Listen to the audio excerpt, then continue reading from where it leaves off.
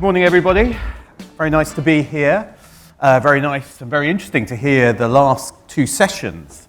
I've been covering intelligence, national security and technology for about 25 years, and what I've seen is national security move from something in the shadows where the spy masters would not necessarily appear on a stage like this, to something actually at the center of attention, not just for journalists, but actually for businesses and individuals. Because I think we've seen a world in which national security plays out in a very direct and real way, whether it's supply chains in the Strait of Hormuz, whether it's tariffs and China and semiconductors, whether it's Russia and sabotage. You can see all these ways in which this new world is affecting businesses and individuals, perhaps nowhere more clearly than in the world of cybersecurity, which is why it's great we've got Royal Hansen here, who's Vice President for Engineering and really leads on cybersecurity at Google, to look at what this new world means for businesses, for individuals, and what they can really do about it. Well, thank you for being here. Well, thanks for having me. I'm a little starstruck. I love the Rest Is podcast series, so thank you for doing this. Yeah. Thank you. Another plug. Yeah. It's not often you get two plugs in a row, but thank you, Roy. Well, what do you make of this messy new world? How are you seeing it play out in the world of cybersecurity? It was really interesting to listen to the first panel in particular as you think about a paradigm shift occurring globally. And we've been thinking about a similar paradigm shift in cybersecurity.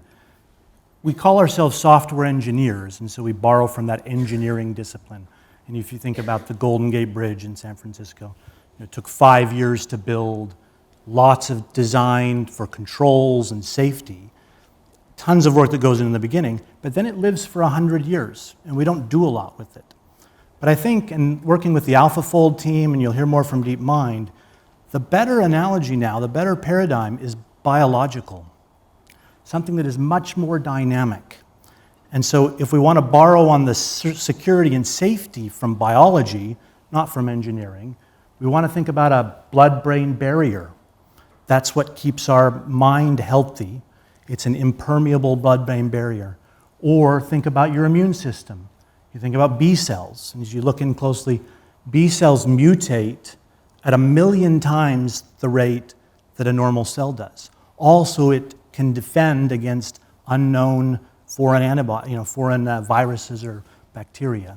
So we're thinking of it less as one big system that is for once and for all made secure, and more like something that every single day is changing and needs to be defended. They don't call it software for nothing. And let's talk a bit about how Google deals with this. How have you changed how you deal and design cybersecurity at Google to deal with some of the kind of multiplicity of threats that we're now seeing in cyberspace? Yeah, and this began, and I think we talked a little about this with the Chinese threat actors back in 2009 who attacked Google. And we continue to be attacked by the most sophisticated attackers on the planet. So the first thing is we continue to use this principle of secure by design. So our customer data, our cloud data, has the equivalent of that blood-brain barrier around it. It's impermeable, it's designed differently than the rest. The second is our TPUs. It's the reason, and Debbie talked about it at the beginning, we designed our own chips. And so those chips include barriers within them that defend multiple layers. But the second thing that we've started to do more, and this is in the spirit of AI, is we are using AI in defense.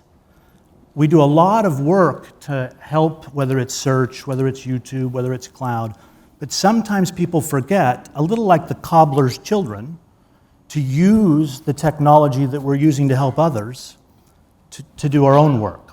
I was thinking with Ruthie, if I can call her Ruthie from yesterday, it sounds funny to me. But when I say that to the millennials, they think blueberry, and they forget that we're talking about building shoes. Right. But we do that internally. We use AI in defense. It's actually our best tool. Think about something like Gmail. There are 400 billion or so email messages sent back and forth on the planet every day. You see different estimates, but up to 200 billion of those are fraud and spam. Wow. You do not solve that problem one review, one person at a time.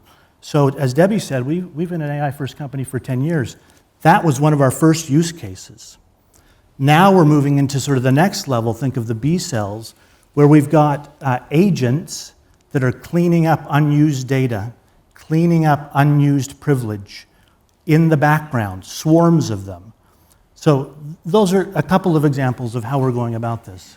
You've raised the AI question. I think that's very much in everyone's mind. We've had this recent issue with Mythos, this new tool which led to a lot of discussion about whether it's a transformational moment or not for cybersecurity. And the tool was shared, I think, with some companies, but not to the wider public yet. Although it's interesting, the UK AI Safety Institute was one of those who got a chance to assess it, which I think does speak to the fact the UK does have quite a significant role. It's the only place outside the US, I think, which got a chance to assess it, about the UK's particular position when it comes to AI.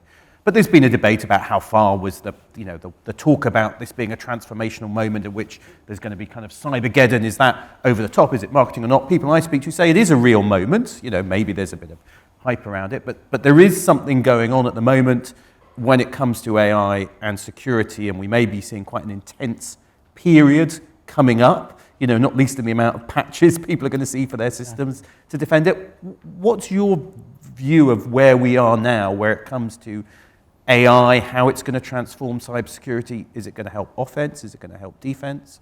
Where are we? It's such a good example, and it allows me to tell a little bit of a story about Europe as well.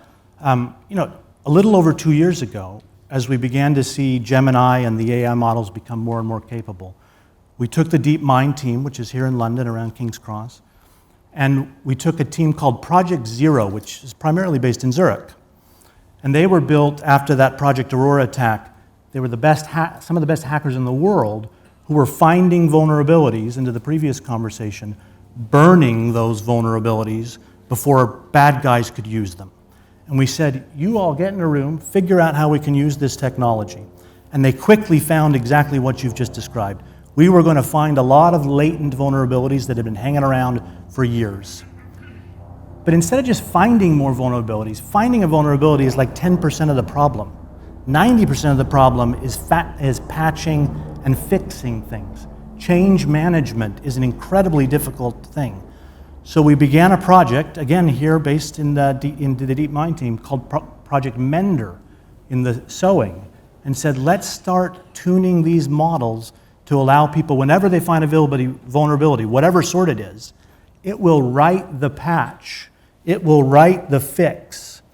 We acquired Wiz, which lives at a layer, sort of a bloodbrain barrier that protects your cloud instances and can be instantaneously configured to defend. So I think the key thing to keep in mind is we will always have vulnerabilities, and defenders have always had more to do than they could keep up with. CodeMender, Wiz, these technologies where we even put energy will help the defender, not just add to their plate. Yeah, so we may be, the offense-defense battle may be speeding up, but it's still the same kind of battle between the two sides, and that's right. Tension to keep going. That's right. Interesting.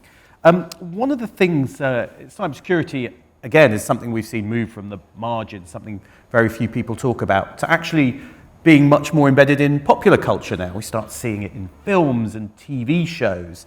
Die Hard 4, I think, was the first time we saw some real hacking. Do you remember that one? Well, I think later we'll see the Sneakers was was Robert Redford even predates it. And Slow Horses, on the theme of spies, we've seen a bit. I don't know how many people have seen the medical drama The Pit, which has just come out. Yeah, a few hands who've seen it. We've got a clip from The Pit that we might show now, which maybe highlights some of these issues around cybersecurity. So let's see if we can watch that. Can I have your attention, everyone?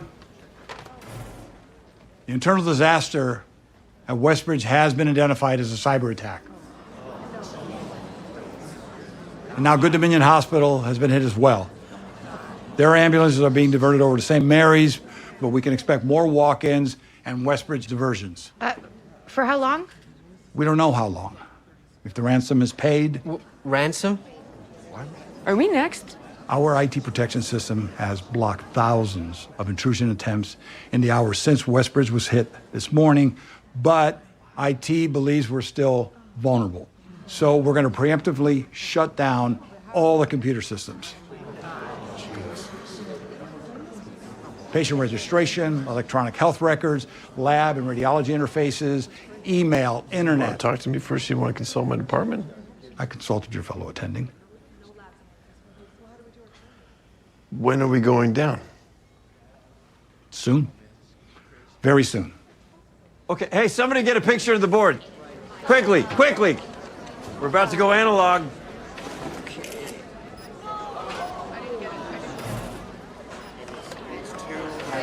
Phones work? They don't work. Oh my God. You got the photo? Yeah, I got it. This is going to be fun. I love the fact cybersecurity is now on the medical dramas as well. It's not even just the spy dramas. It's great. And we're about to go analog. Let's hope we don't go right now analog. But it's interesting, isn't it? And I mean, it's an entirely plausible scenario. I mean, actually, I don't know how many people here remember 2017, the UK got hit. And the NHS got hit by something called WannaCry, which was weirdly a North Korean ransomware attack, which ended up hitting and taking down bits of the NHS. And many other companies and organizations are getting hit. I mean, Royal, that's kind of realistic. And healthcare is part of the front line, isn't it? Which I think you've been involved in looking at. It's true. And I'm glad that the Google leadership doesn't have those shirts as management. That was sort of highlighted as what management looks like. I think a lot about this, and we talked a bit about it because my youngest son got COVID at the beginning of the pandemic, and then has for 6 years been bedbound, out of school, and not doesn't even see friends. But John Jumper, who you'll see later, Demis, and the Nobel Prize winners that you'll talk about. Not only do I think we live in a time where healthcare science can solve some of these problems, but it's also providing inspiration to people who live and suffer under these situations. But I raise that because the vulnerability to making progress in this way, and Debbie talked about all these things that will be possible, will be if we let these sorts of incidents make people afraid and lose confidence in these technologies. So for instance, in the US, we've done a ton of work with rural healthcare, this is Pittsburgh, that's not rural. You imagine if you're in a North Dakota rural hospital and the things you suffer under. If you think about critical infrastructure, water, energy, the Colonial Pipeline. I was in Japan 3 weeks ago, and 99.7% of their businesses are small to medium-sized businesses. So first, Google, one of the reasons I joined Google was that we could raise the platform so that small businesses didn't have to manage servers, desktops, websites. They could ride on those investments that we just talked about. And we need to do that as a society. And so it's wonderful to be in a group of people here representing so many different industries. And we have an obligation to society to keep things safe and to make people not only be safe, but to feel safe because they have confidence. The one piece I'll highlight from the video that I think is important is we also need to, back to that dynamic nature of technology, it's not just about building a system and putting it in people's hands. AI is an incredibly democratic or democratizing technology. You'll hear from my colleague Ryan later today about how Google's using it in more flexible ways internally. But the fact that they turned and said, get a picture of the board, that's not hospital technology. But they found a way to make it useful. And so I think the other thing to think about is there are all kinds of opportunities that are presented, but we need to be power users, creative users of the technology to create options. Before I worked in Google, I worked in the financial services industry, and I learned the value of options because no plan survives contact with the enemy, and what you need is different ways of doing things and then to practice them. It's it's kind of amazing what they're able to do. Obviously, it's a television show. That's not the experience of most people when a rural hospital goes down. Yeah. I mean, I guess one of the lessons from that clip from the pit is it's about resilience. It's about knowing, having plans of what to do if you do get hit, if things go down, particularly in a world in which we're increasingly dependent on technology. It's interesting. I was in Estonia in the last few days, very technologically reliant nation, which has been hit and thinks about this a lot. But I was there at a military exercise, and there was I was out with the French military in one of these very fancy new Jaguar armored reconnaissance vehicles, which is packed full of technology. I mean, packed full of kind of cameras, radars, sensors.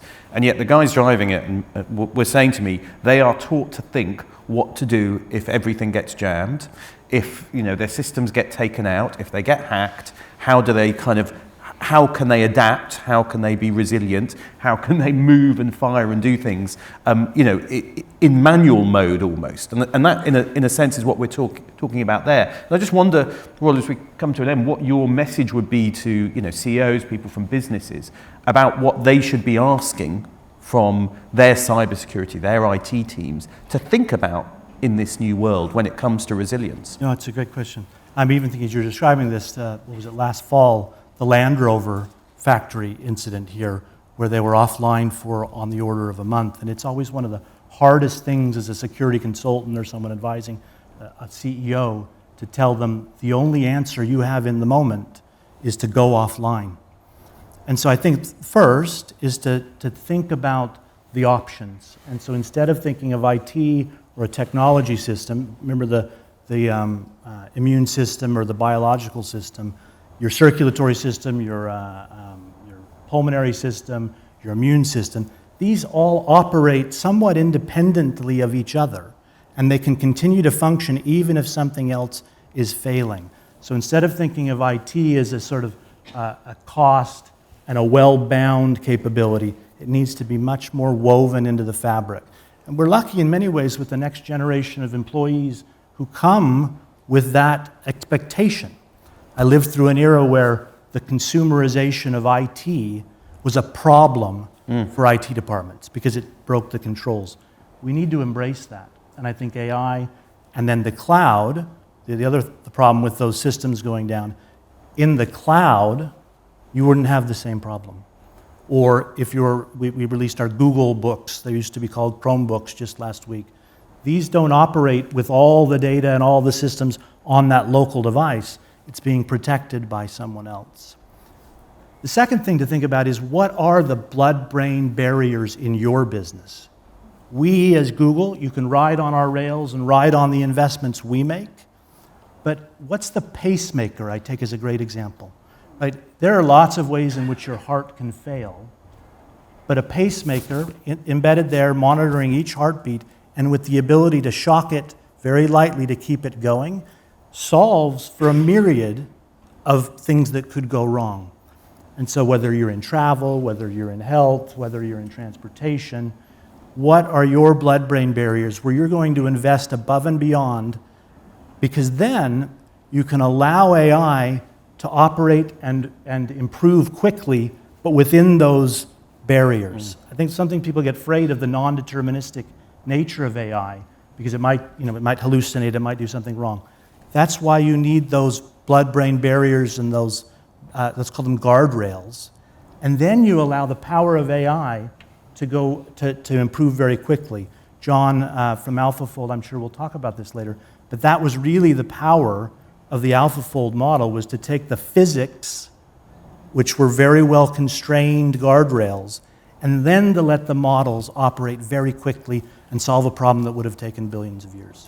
Yeah, I think that's really interesting. And I think this biological analogy is a really powerful one, which does change, I think, our conceptualization about how we think of cybersecurity rather than something over there or something physical, but something we have to integrate into businesses and life. So, Royal, thank you very much. And of course, there is a chance, I think, to learn a little bit more if you want to hear more about these cybersecurity issues, because Royal's doing a masterclass this afternoon on cybersecurity. I think I've signed up. I'm hoping to learn a bit. So please do come along if you've signed up, because I think it's going to be fascinating.